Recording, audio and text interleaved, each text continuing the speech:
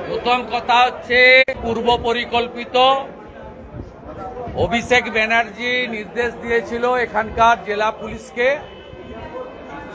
যে কোনোভাবে শুভেন্দু অধিকারীকে এবং এমএলএদের বারুইপুরে ঢুকতে দেওয়া যাবে না।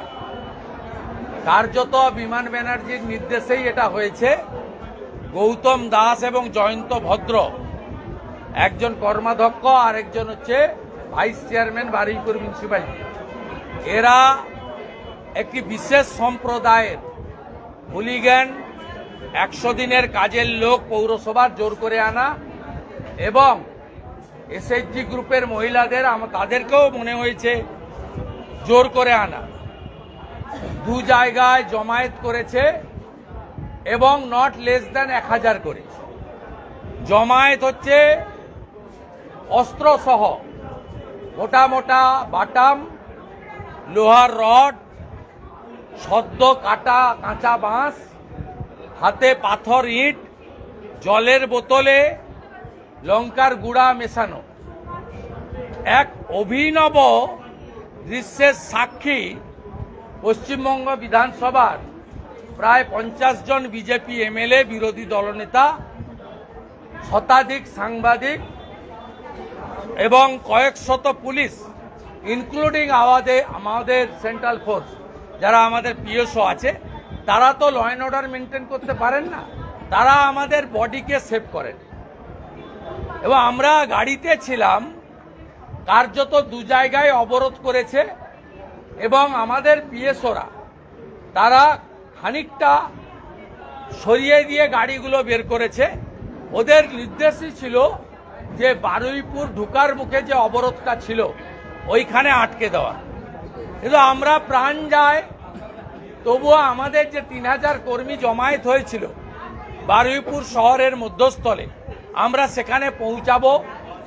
আমরা একবারে অঙ্গীকারবদ্ধ ছিলাম, ডু অর ডাই।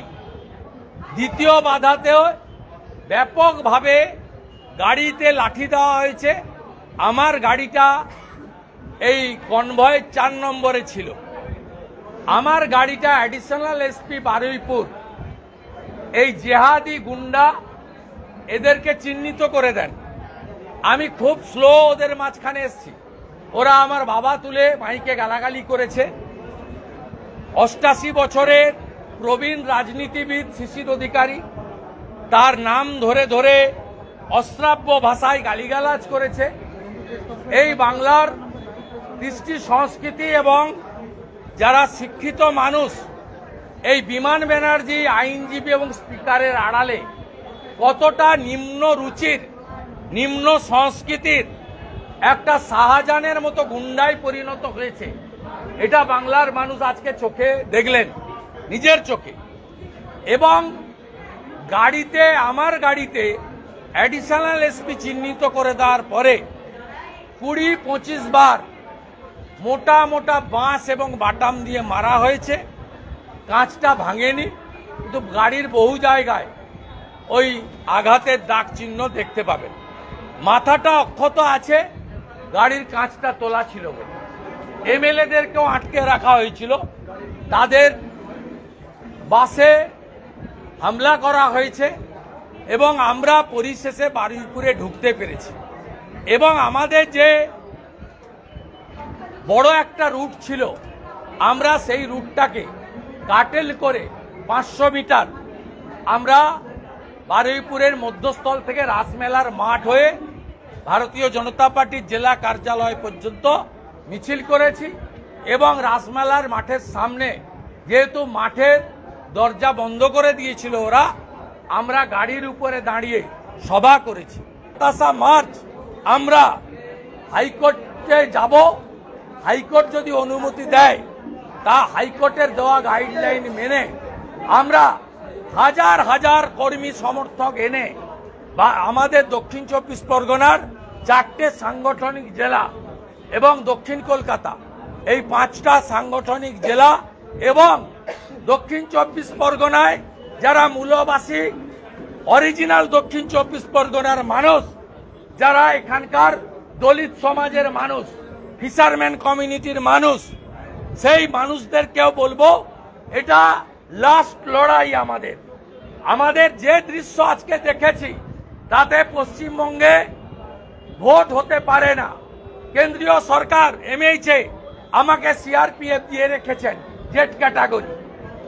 তাদের ভূমিকা আমাকে বাঁচানো চেষ্টা করেন তারা।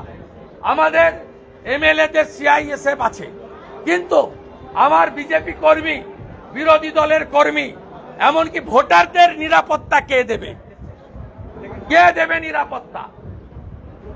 ইলেকশন কমিশনকে বলবো, পশ্চিম বাংলায় মমতা এবং মমতার পুলিশ রাজীব কুমারদের রেখে কোন নির্বাচন অন্তত দক্ষিণ 24 পরগনা জেলায় সম্ভব নয়।